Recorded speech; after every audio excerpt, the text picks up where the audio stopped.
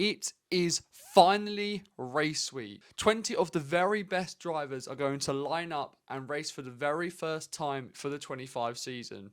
5 brand new rookies for the grid. Lawson's first ever full season. Hamilton, Sainz, Ocon for their new teams.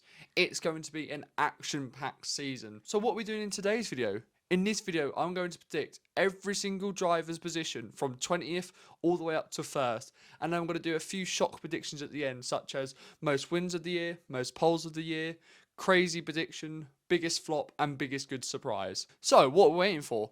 Make sure to like and subscribe if you enjoyed this video. Drop your predictions down in the comments below, and let's get into it.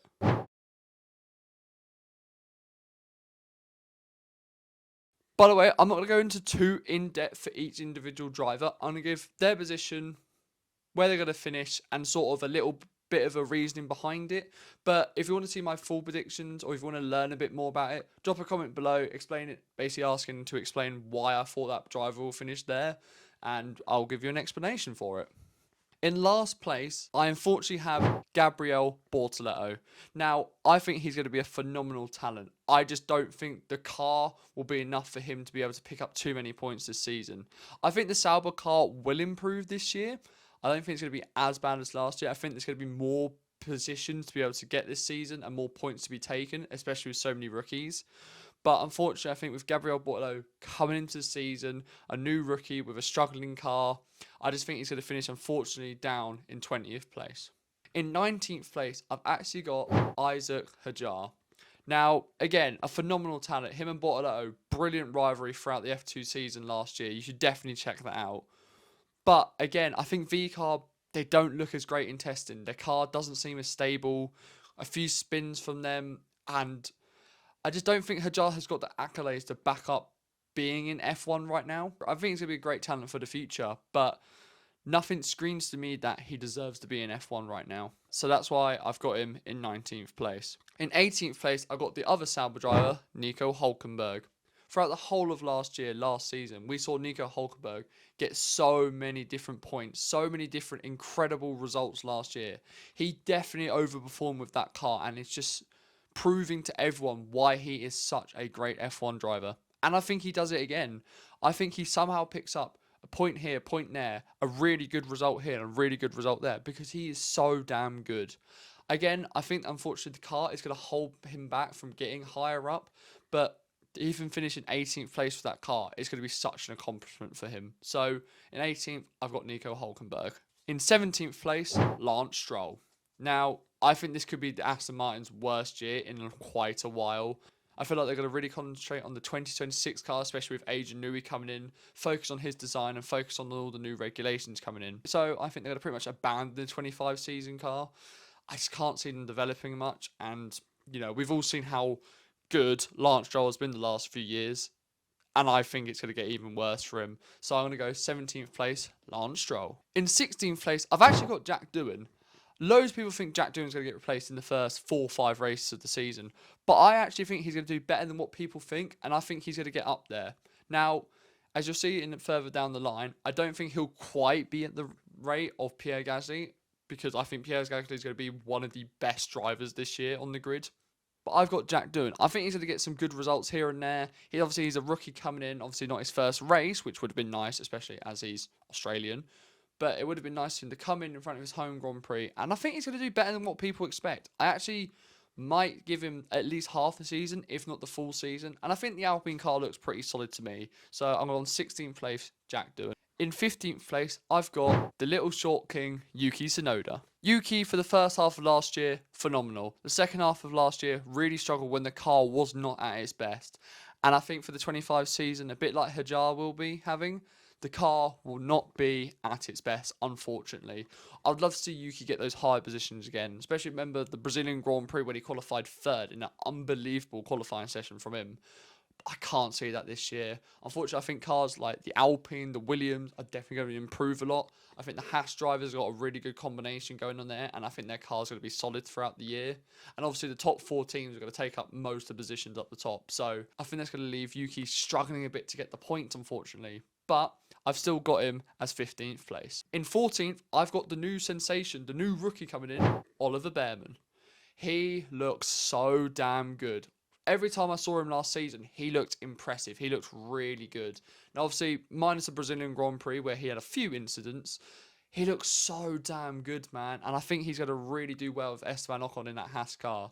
You know, I think he's going to get quite a few points positions. The Haas looks solid, especially in the long runs this year.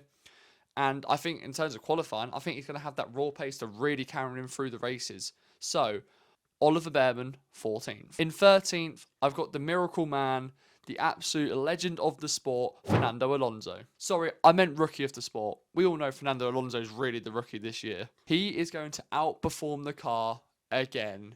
Just like he did in 22, just like he did in 23, just like he did in 24, and I think he's going to do it again in 25. I don't think he's going to get as many points as you can see in my bold predictions video, which a link will be up here somewhere for you to watch.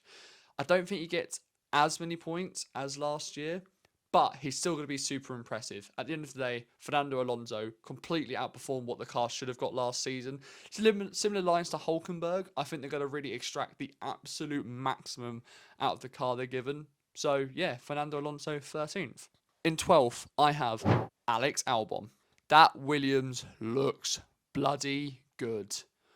There's nothing else to say. That Williams car looks fast. A lot of people, a lot of the insiders, a lot of the teams, a lot of the drivers said Williams could generally be up there this year, especially in the upper midfield battle. That car throughout the whole weekend looks solid. It looks fast. It looks stable. Completely different to what we've seen from Williams in recent years. And that's no doubt to how impressive of drivers Alex Albon and Carlos Sainz are going to be.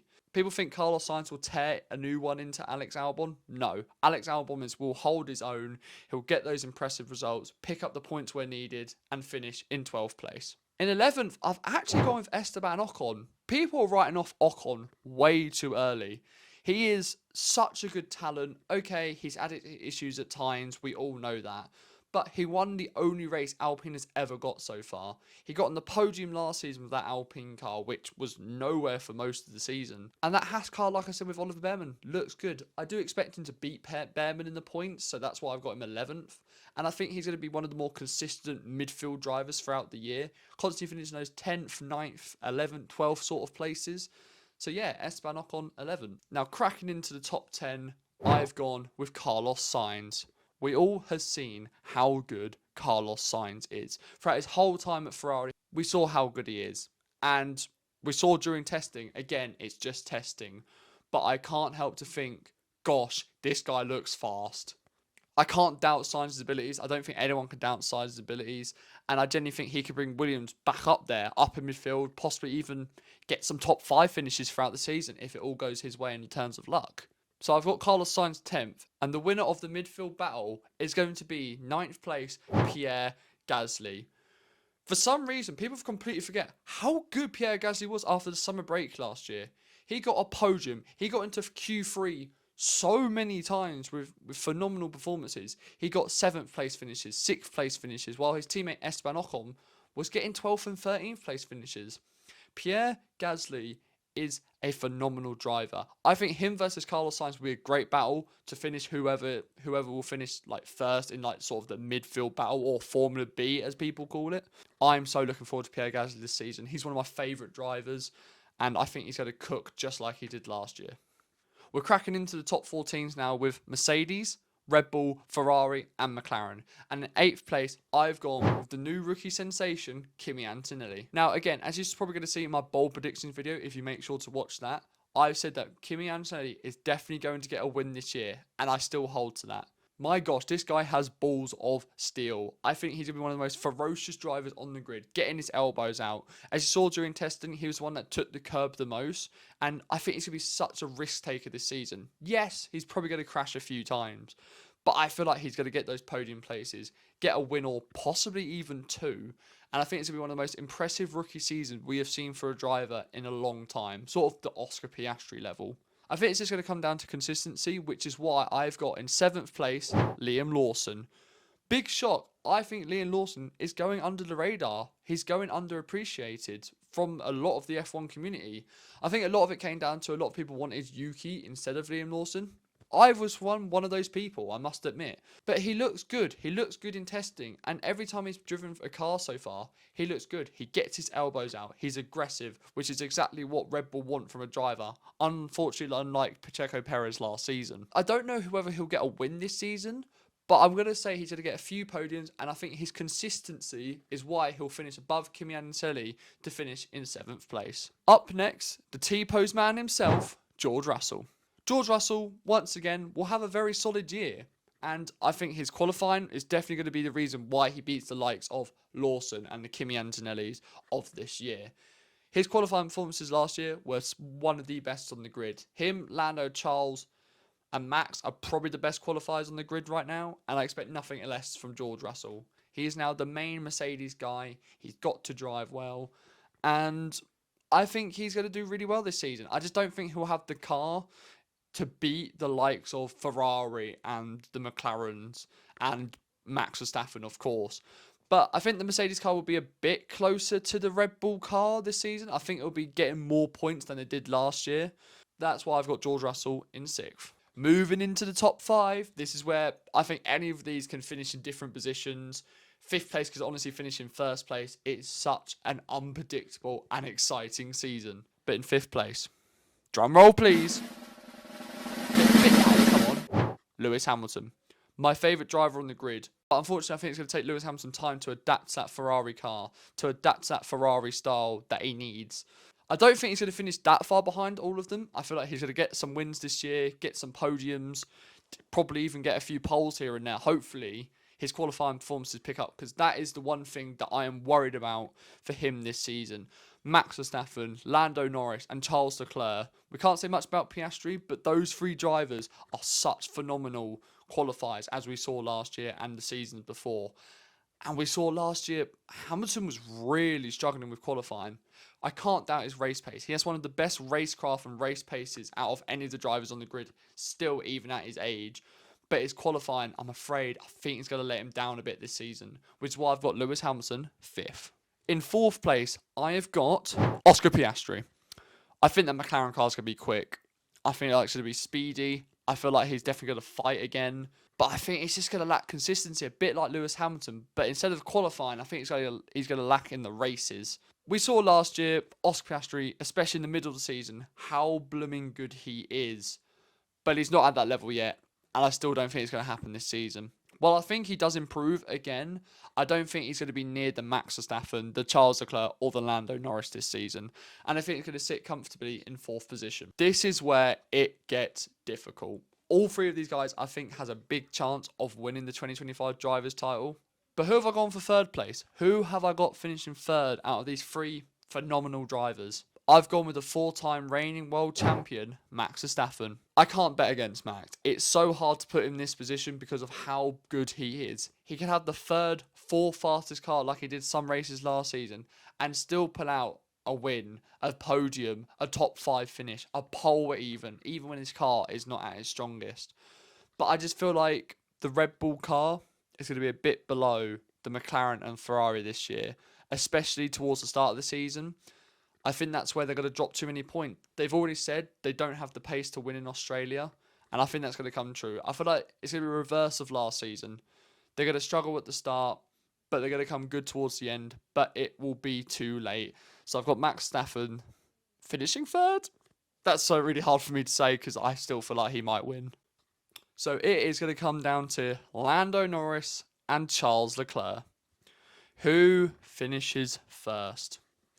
In 2nd place, so hard for me to say because I think the McLaren will have the car. But Charles Leclerc's consistency last season was top notch. But in 2nd place, I've gone Lando Norris. But I don't think it'll necessarily be his fault this year. Last year, he should have won it. He made too many mistakes. This year, I genuinely think it's going to come down to the wire. And I think Leclerc will have that experience, will have that consistency, will have that edge to outscore Lando Norris in the long run. This is probably just my Ferrari heart saying that Leclerc's going to win. And I think McLaren will sort of, not dominate, but will be the big side to beat at the start of the year. I feel like they're going to get majority of the podium places, majority of the wins at the start of the year. But I feel like Ferrari will pull a McLaren like they did last year. Ferrari will slowly understand the car better and better and head towards a really trajectory into the middle of the season. And that's where I think Leclerc will finally get the points to outscore Lando Norris. So I've got Lando Norris 2 and Charles Leclerc for your World Drivers' Champion 2025. But wait, that's not the end of the video. I've got a few other little stats that I want to say throughout the season. So I've got most wins. I do have Lando Norris. I just think Charles Leclerc will pick up the more podiums, but I think Lando will get the most wins this year. For most poles, I've gone Charles Leclerc. He's the best qualifier on the grid still, I believe. I feel like he's still a bit better than Lando Norris and Max Verstappen. For shock result of the year, I've gone Pierre Gasly gets 2 podium places and Lawson also gets a win this year. For my one kind of crazy prediction, I've gone every single driver scores at least 2 points this year. My biggest flop is not necessarily a driver itself, but the whole of the Aston Martin team. I feel like they're going to really fall behind this year. And my biggest good surprise is Liam Lawson. I feel like people are writing him off too quickly, and I think he's going to have a very good year in himself. So, what do you guys think? Maybe the Australian Grand Prix already happened, and these predictions are going to be totally out there. But what do you guys think? Are these predictions going to be close? Have you got the same predictions? Make sure to drop them down in the comments below. But hopefully you've enjoyed this video. I look forward to speaking to you again soon after the Australian Grand Prix. And let's begin race week. See you in the next one.